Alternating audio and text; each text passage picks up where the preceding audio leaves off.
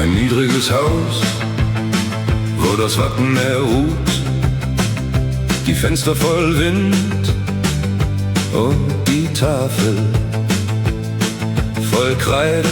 So klein war die Schule und gab uns doch Mut, die ganze weite Welt lag im Nebel. In Heide am 2. April, Klasse im 7 trat ich ein Junge vom Festland, im Watt noch allein. Schule in Nebel, am Wattenmeerrand, der Aufbauzug trug uns hinaus übers Land.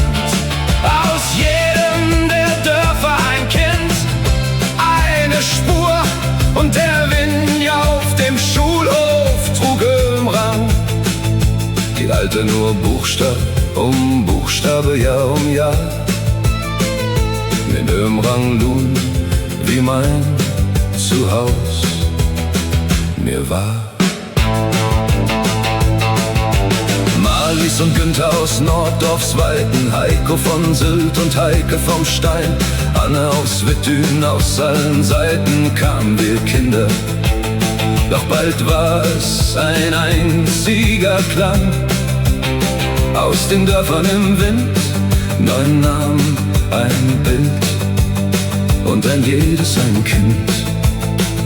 Manch einer sprach heim noch die alte Sprach, für mich war sie Musik, die kein Buch mir gab. Ich sammelte Wörter wie Muscheln am Strand, Nachtwind und Azir, ein verborgenes Land. Und was mir zuerst noch so fremd war und weit, ward Stück um Stück Heimat im Nebel mit der Zeit.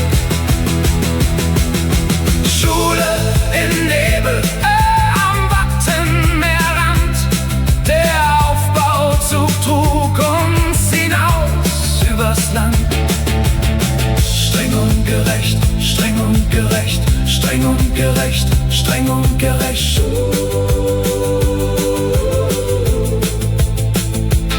Stuf uns den Weg aus dem inseligen Reich der Enge hinaus, die mittlere Reif, ein Tor auf das Festland, ein Segel, ein Schiff.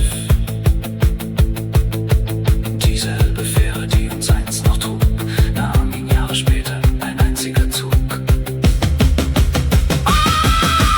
66 im März, das Zeugnis in Hand, Religion und Geschichte, mein Bestes fand. Die Schule von Nebel, so klein und so klar, min Tüs, min Ömrang Lun, wie ich Kind einmal war.